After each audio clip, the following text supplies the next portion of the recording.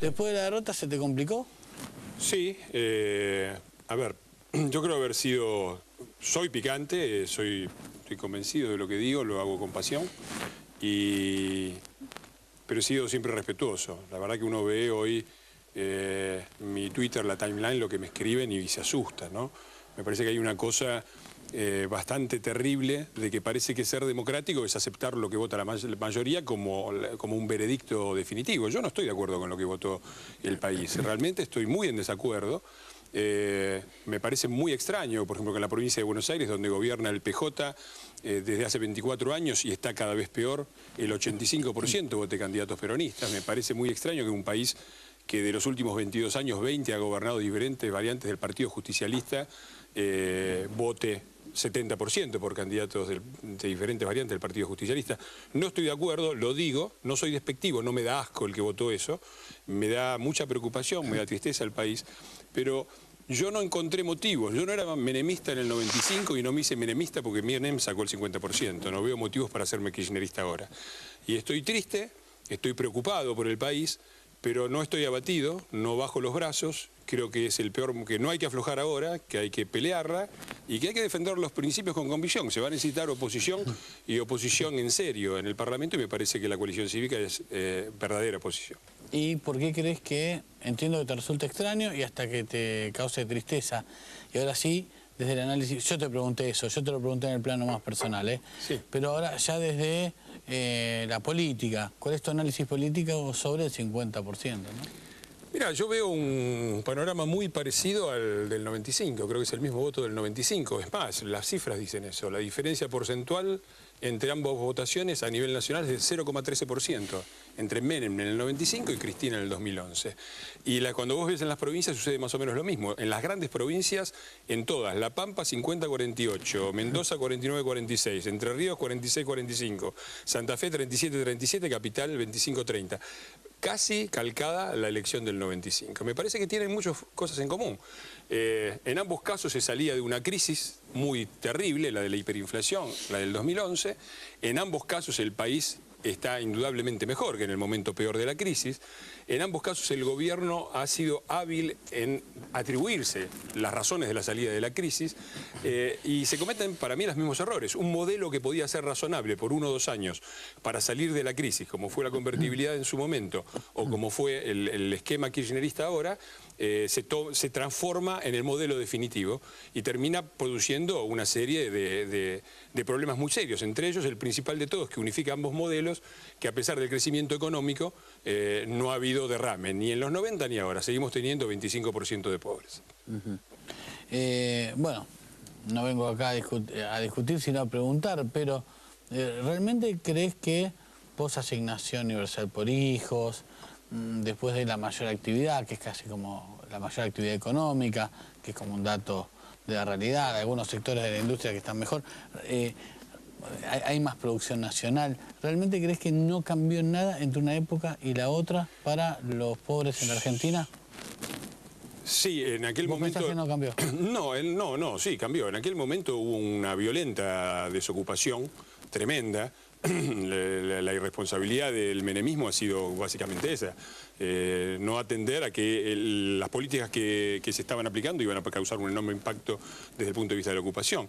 Hoy, en cambio, la parte de ocupación está mucho mejor que en los 90, pero hay otro fenómeno que es el que trabaja y es pobre. Es decir, en la Argentina tenemos 25% de pobres, no hay ninguna estadística seria que no muestre entre un 25 y un 30% de pobres, y es porque una enorme cantidad de la gente que trabaja tiene trabajos mal remunerados en negro, el propio INDEC da 34% de trabajo en negro, y hace que la gente trabaje y sea pobre y dependa del plan y de la ayuda. Me parece que la Argentina, además, ha tenido en estos años una tremenda oportunidad de cambiar su perfil productivo. Y no hay más que compararlo con Brasil, para no ir a China, para no ir a otros modelos, con Brasil. En el 2003, Argentina tenía una balanza comercial igual a la de Brasil, equilibrada con Brasil. Hoy tenemos un déficit que amenaza llegar a 5.000 millones de dólares por año, con Brasil, que en el mismo tiempo de 8 años duplicó el valor de la moneda. Entonces a mí me parece que esto es un punto muy claro de que el discurso del país productivo está asentado en un sector productivo y competitivo, que es el sector agropecuario, que tiene superávit en el intercambio comercial, pero que termina subsidiando a todos los demás. Vos comparás el fenómeno este con el del 95, eso lo entendí. Sí. Y ahora, ¿cómo interpretás? ¿Por qué crees que finalmente, volviendo a este caso, la gente terminó votando mayoritariamente al oficialismo? Por las mismas razones que votó el oficialismo en el 95. También había en aquel momento una crisis internacional, el tequila, había empezado la crisis de los países emergentes. Hoy no son los países emergentes como Argentina, eso también es una mala interpretación del gobierno. Hoy los países como la Argentina, ninguno está en crisis. O sea, no hay una crisis en lo inmediato, a largo plazo es otra cosa. En lo inmediato no hay ninguna crisis que amenace a la Argentina ni a ningún otro país emergente. Pero la gente ve que hay crisis en el mundo, ve que lo que pasa en Inglaterra, lo que pasa en España, y en una situación así es casi como cambiar de caballo en el medio del río. Uno va a lo seguro. Me parece que eso explica mucho, pero también explica, a mí me preocupa eso. Me preocupa porque la verdad es que el kirchnerismo, que aún teniendo, sin tener nunca mayoría en el Congreso, ha cometido los atropellos que ha cometido, ha llegado a los niveles de corrupción que son... O sea, podemos polemizar si son mayores o menores que la década del 90, seguramente no son menores. Y ha hecho todo lo que ha hecho. ¿Qué va a pasar si tenemos un Congreso en el que el kirchnerismo tenga prácticamente 2/3 de los votos, ¿no? Y en ese sentido, a mí me parece que hay una oportunidad para la oposición de tener una verdadera oposición en el Congreso. Yo formo parte de un bloque que creo que hemos tenido propuestas, aunque nadie parece escucharlas, ¿no? Yo este año, por ejemplo, te doy un dato concreto. Los diputados de la coalición cívica este año han presentado un promedio de 4 proyectos de ley por diputado, cuando la media de todo el Congreso es 1. Yo he presentado 15 proyectos de ley este año. Tenemos propuestas, pero además hemos sabido en el Congreso dialogar con la oposición, pero también hemos sabido decirle no al gobierno, sobre todo en las leyes que nos han parecido inaceptables. Fernando, yo comparto con vos la primera de tus ideas. El hecho de que la mayoría piense de un modo, o sea, a ver, democracia no es creer que lo que vota la mayoría es lo cierto, Exacto. sino que lo que vota la mayoría es lo que la mayoría decide y hay que respetar eso. Exactamente. Y yo entiendo que vos, desde un lugar ahora de minoría, digas, mira, yo lo respeto, pero democracia es que yo sea minoría también. Yo entiendo esa perspectiva. Sin embargo, la parte que no termino, para mí, no termino de redondear para entender tu mirada es: ¿por qué crees que tanta gente votó al oficialismo? En este sentido, si los pobres, desde tu perspectiva, son más o menos la misma cantidad y las cuestiones de corrupción que vos has denunciado en este programa 1000 veces, también han sido parte de este gobierno. Pero también en el 95 había 25% más del 25%. Pero no, pero vos qué interpretás, que a la gente no le interesan esas cuestiones o no termina de creer en esas denuncias. ¿Cuál es tu interpretación? Porque has batallado con eso acá mismo, digo, ¿no? Sí, yo creo que hay dos interpretaciones. El gobierno ha tenido efectivamente una capacidad de relato enorme porque es curioso, uno dice, es la misma elección del 95, los votos son más o menos los mismos, los argumentos con los cuales se defiende el voto, en el fondo son los mismos, pero por encima de eso hay todo un relato nuevo, enunciado a veces por gente como los Kirchner, que participó fuertemente de la década del 90, que provoca eso que con su característica ironía el turco así llamó la revolución oral, ¿no? Y ahí hay unos puntos que hay que reconocerle al gobierno, ¿no? Yo siempre he reconocido un par de cosas. Primero, el haber puesto de nuevo en la agenda el tema de los derechos humanos. Una cosa que, por ejemplo, fue el motivo por el cual yo no voté, ni formé parte, ni tuve nada que ver con la alianza. Primero, porque veía un liderazgo débil. Segundo, porque me parecía que era una cosa elemental. Segundo, porque creía que había que salir de la convertibilidad. Yo me siento como en el 95, que yo recién había vuelto de Europa, y yo les decía a mis amigos, la convertibilidad no puede durar eternamente. Este modelo no es sustentable, como creo que este modelo en el largo plazo no es sustentable.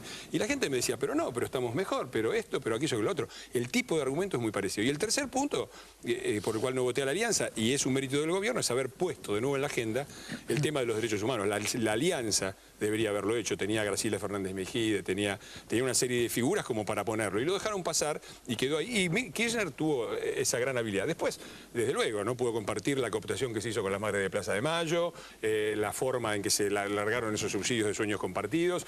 Digo, que eso termine en que las madres sean una especie de apéndice de un gobierno, cuando en los 80 echaban a los chicos trotskistas de la plaza porque no podían incorporar con banderas partidarias, y que en el medio de esto los obreros de sueños compartidos le hagan una huelga EVE, eso me avergüenza, me duele y me apena, pero el haberlo puesto está bien. Y eso también han logrado consolidar un discurso progresista con algunas figuras de apariencia progresista o reconocidos como progresistas, que yo discutiría, lo he discutido en un libro, vos sabés que... Sí, lo hemos hecho notas sobre el libro. Sí, hicimos una nota sobre el libro del 2009, qué significa ser progresista.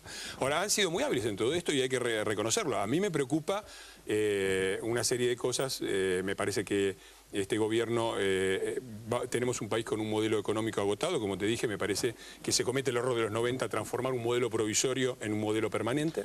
Fernando, te interrumpo porque al pasar citabas una línea de Asís, que muchas veces es bueno para caracterizar en una línea filosa una idea, ¿no?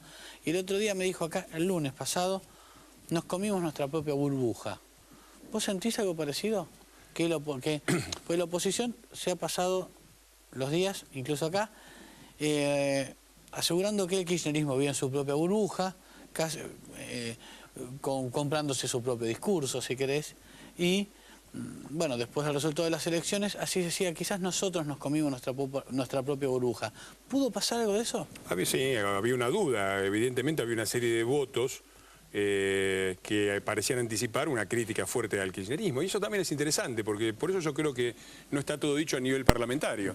La gente ha votado masivamente al kirchnerismo, pero los gobiernos locales ha votado variantes no kirchneristas, ¿no? Ha votado el socialismo en Santa Fe, ha votado a Macri en la capital federal, ha votado de la Sota, que no es un kirchnerista, y ha puesto una serie de controles en ese sentido.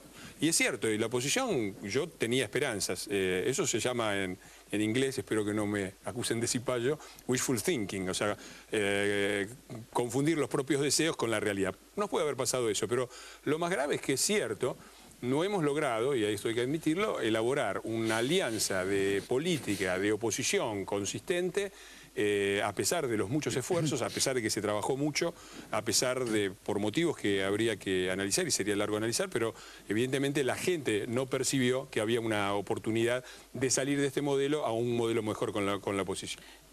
Justamente, y antes de meterme en la cuestión de la oposición, cierta cosa de, yo también voy a usar una expresión, digo, esta cosa de rechazar por default cualquier cosa que venía del gobierno, ¿no fue un error por parte de ustedes, en este caso especialmente que te voy a plantear?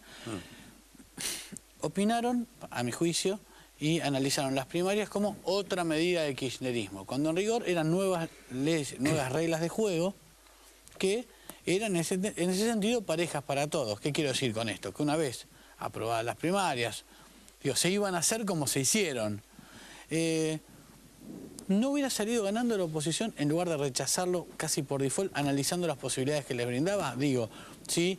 Efectivamente hubieran sido unas primarias, si por caso Duhalde y Rodríguez Sá hubieran disputado a puertas abiertas ese espacio y hubieran concentrado juntos más votos, o ustedes con el socialismo de Santa Fe y el radicalismo, sí, como en Santa Fe lo lograron.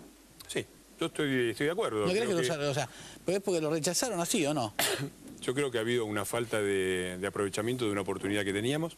Ha habido errores serios por parte de la oposición, sería tonto negarlo. ¿Y este puntual que te pregunto, el haber rechazado las primarias? No, esa es una acusación injusta. Esa es una acusación injusta. Esto de la oposición, es una idea. Bueno, pero suena mucho. Quizás no digo que la hagas vos, sí, digo que hay una acusación injusta. La oposición, y en particular la coalición cívica, se opone a todo. Yo te digo, yo invito a cualquiera a revisar, no hice el cálculo, pero yo te invito a revisar los proyectos presentados que llegan al recinto y ver cuántos la coalición cívica ha votado a favor y cuántos en contra, y vas a ver que los que votamos en contra son una pequeña minoría. No te sé decir un porcentaje, pero son una pequeña minoría. Nosotros, ha habido muchos proyectos más o menos razonables, que son la mayoría del trámite legislativo, que no tienen repercusión, que nosotros hemos apoyado, qué sé yo, no es esa la razón por la cual, servicio doméstico, para ponerte uno que me acuerdo ahora. ¿No es esa la razón por la cual no usaron las primarias? No creo que sea eso, porque no está en ese ánimo. Nosotros nos hemos opuesto fuertemente, y eso sí es un punto que a mí me gustaría puntualizar, a las leyes centrales, que nos han parecido un atropello. Es decir, armar con el cuento de la aerolínea de bandera, armar las aerolíneas camporistas, con el cuento de las jubilaciones estatales, pegarle un manotazo a la caja del ANSES, usarla para cualquier cosa, vetar el 82%, primero decir que esa plata iba a ir para los jubilados, y después, cuando la oposición se la puso en manos a los jubilados, decir no hay plata, y vetar el 82%. La ley de medios y tantas otras leyes. Nosotros desde la coalición cívica nos hemos opuesto. Nos hemos opuesto no por afán de oposición, sino porque creemos que son leyes muy malas. Y lamentablemente, esto lo tengo que decir, no van a encontrar nunca un voto de la coalición cívica a favor de estas grandes leyes troncales, fútbol para todos, que le han permitido al kirchnerismo construir esta hegemonía. Y sí hay muchos votos de otros sectores de la oposición, porque nosotros tenemos un diagnóstico del país y una visión del país de futuro muy diferente a la del kirchnerismo, y me parece que eso es la distinción entre la coalición cívica y otras oposiciones que respeto. Fernando, ¿cuánto hubo de ideología, cuánto de límites éticos, como alguna vez planteó aquí Lilita, sobre gente con la que no se junta? Te lo estoy sintetizando, pero ese era el espíritu de lo que había dicho.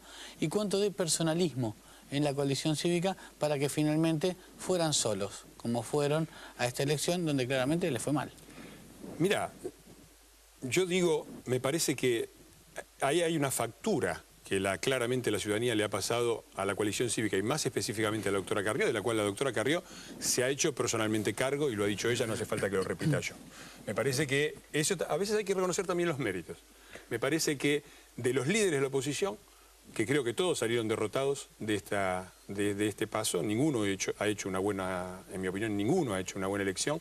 Cuando subrayás ninguno, ¿te referís, por ejemplo, a Wiener? Me parece que Wiener tampoco hizo una gran elección, perdió Santa Fe, no es un dato menor.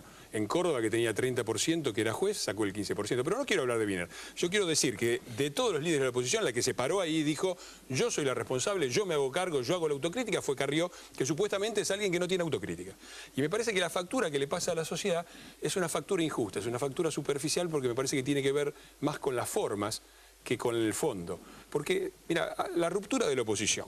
Lo primero que se rompió no fue el acuerdo cívico y social. Lo primero que se rompió fue el trío de Narváez, Solá y Macri, que habían ganado la provincia de Buenos Aires. Lo he comentado acá, sí. La semana siguiente ese trío estaba destruido. Ahora, ninguno de ellos dijo, yo rompo y rompo por estos motivos. Todo el mundo hizo así, se cayó la boca. Bueno, ustedes y Margarita habían ido juntos y se pelearon 10 minutos después. 10 minutos después. No, si querés yo voy a lo de Margarita, pero déjame terminar con esto. Yo creo que la diferencia entre Carrió y el resto de la oposición, toda la oposición se fragmentó. Ese trío se fragmentó. Los radicales y los socialistas nos decían, la coalición cívica Carrió no puede ir siempre sola, no puede ir con ninguno. Se pelearon entre ellos. Los socialistas se fueron con Pino Solana, se pelearon con Pino Solana. Duhalde, que también decía, la piedra en la unidad de la oposición es la doctora Carrió. Fue una interna con Rodríguez A y se peleó, le suspendió la interna en el medio porque se peleó con él. La verdad, que le pasen toda la factura a Carrió y que sea la que rompe con todos y todos los demás son bárbaros, están todos por el consenso y hacen sonrisas, me parece muy injusto, me parece superficial.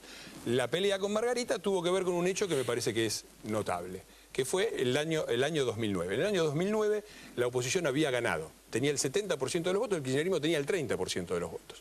Y teníamos un Congreso que por 6 meses tenía mayoría kirchnerista en contra de lo que había votado el 70% del país. La presidenta llamó a toda esa oposición ganadora, a la presidenta que había perdido, llamó a toda esa oposición ganadora a sentarse, ni siquiera con ella, con Randazzo, un ministro que con capacidad de decisión cero. Mientras ella se reunía 4 horas esa semana con el señor Grondona para hacer el fútbol para todos. Y la oposición fue diciendo, por el tema del diálogo, etcétera, y no puso por lo menos, o sea, que fueron a sentar. Yo creo que lo menos que tendría que haber dicho la oposición es, nosotros queremos dialogar, pero queremos que en estos 6 meses de mayoría provisoria del kirchnerismo no saquen ninguna ley fundamental importante.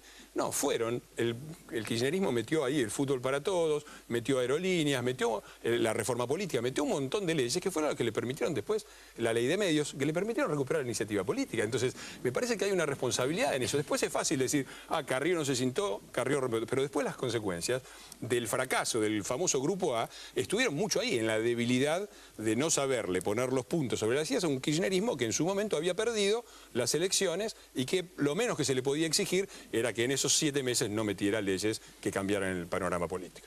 Fernando, por último, ¿cuántos votos sacaron en las primarias y cuántos necesitas en las próximas elecciones para entrar? ¿Vas segundo en la lista? Sí, me lo dijo mis asesores, pero yo soy muy malo para eso. Soy bastante malo para especular. Creo que sacamos alrededor de 130 y yo para entrar necesitaríamos que estuviéramos en 210. Necesitamos sacar más o menos un 40-50% más de los votos.